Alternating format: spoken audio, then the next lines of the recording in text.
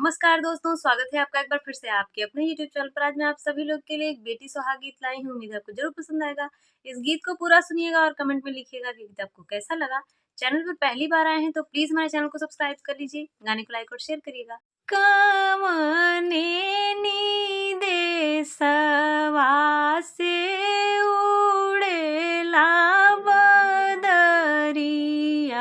हो, उड़ेला बदरिया हो, कवने निदेश मडराई रानी क सोहाग बाढ़ई कवने निदेश मडराई रानी क सोहाग बाढ़ई अवधपुर देशवा से उड़ेला बदरिया हो, उड़ेला बदरिया हो, जनकपुर देश मडराई रानी क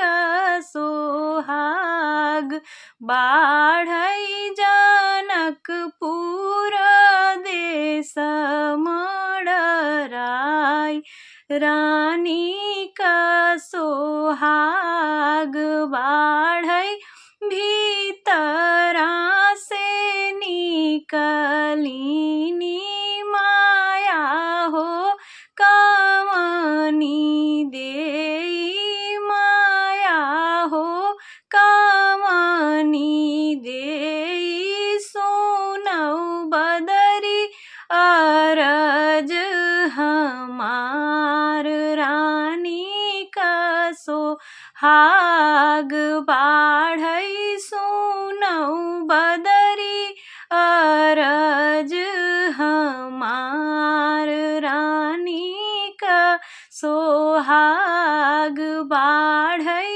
आजू जीनी बरसी उकारी रे बदरिया हो, कारी रे बदरिया हो, आज मोरी बेटी कबियाह रानी क सोहाग बाढ़ई आजू मोरी धिया कबियाह रानी क सोहाग बाढ़ई भीतरा से निकलिनी चाची हो, कवनी देई चाची हो, कवनी देई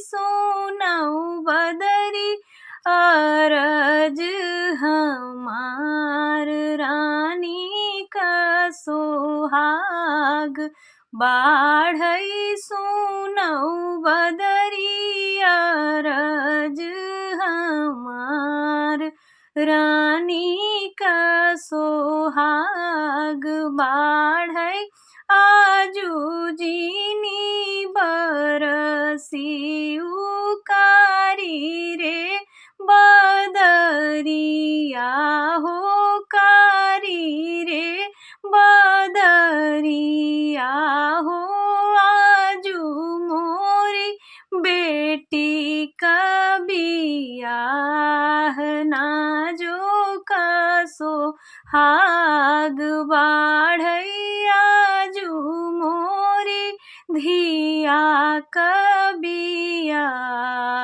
रानी क सोहाग बाढ़ई भीतरा से निकलिनी भाभी हो, कवनी देई भाभी हो, कवनी देई सोनौ बदरी अरज हमार रानी क सोहाग बाढ़ई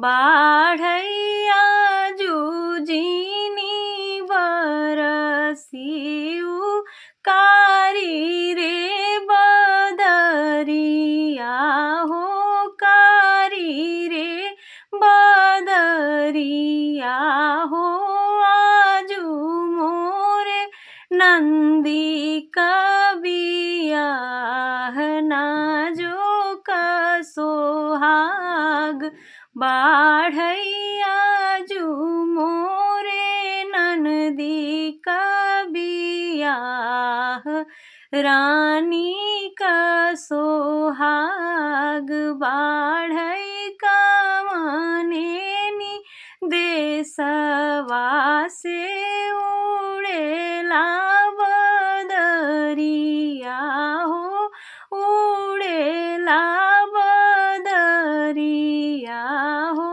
कामनेनी देश मडराई रानी का सोहाग बाढ़ै। उम्मीद है ये गीत आपको जरूर पसंद आया होगा। अगर ये गीत आपको जरा भी पसंद आया हो तो कमेंट में लिखिएगा। चैनल पर पहली बार आए हैं तो प्लीज़ हमारे चैनल को सब्सक्राइब करिए, प्लीज़ हमें सपोर्ट करिए, गाने को लाइक और शेयर करिए। धन्यवाद।